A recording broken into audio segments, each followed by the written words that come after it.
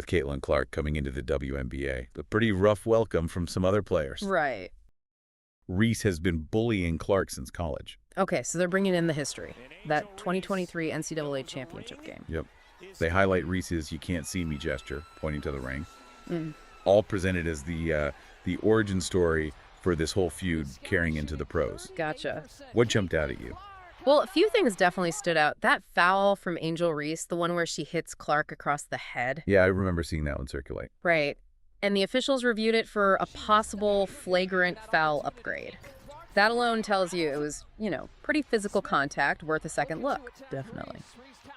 The spotlight on her, it's been incredibly bright from the get-go, and that just leads to intense scrutiny, Absolutely. Not just her playing, but like every single interaction, every bump, every word, it all gets blown up and picked apart. Which leads us right to the stuff you, our listener, sent over. That contrast is interesting, isn't it? Suggests maybe a perception, at least from the video's angle, that things involving Clark are treated differently. Could be what they're implying, yeah. The video also shows a shove by Nicholson after Clark takes a shot. Looks like it happens after the whistle. Definitely physical. Feels unnecessary in that context. It does. And then another foul between Carter and Clark that also went to review. It really feels like a lot of these moments ended up under the microscope. That's a good point. Lots of reviews mentioned.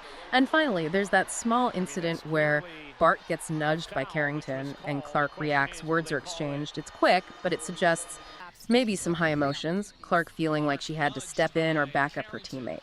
It's making a strong case that Caitlyn Clark is being singled out, that the contact she's facing is maybe beyond normal WNBA physicality. Right. And possibly that the officiating isn't always, let's say, consistently protecting her. By streaming those clips together, boom, boom, boom, it really tries to build this image of a player under siege. In pro sports, especially basketball, things get physical. Emotions run high in rivalries. For sure. It's a contact sport. Exactly.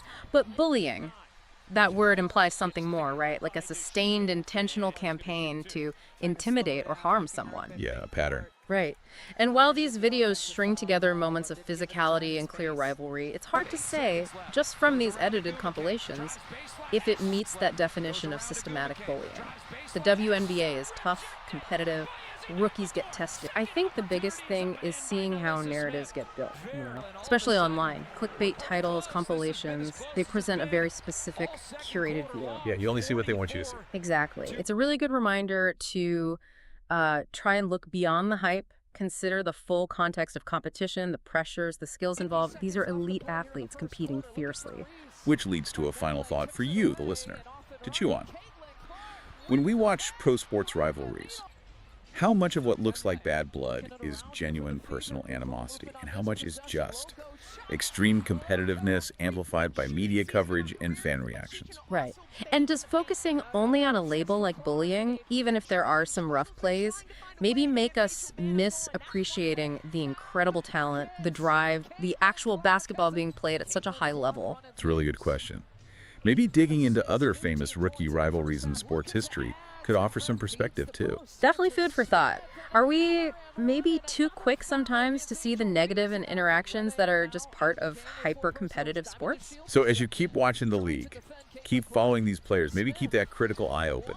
Think about the stories being told. Look for different angles, because even something that seems straightforward on the surface can get a lot more complex when you take a deep dive.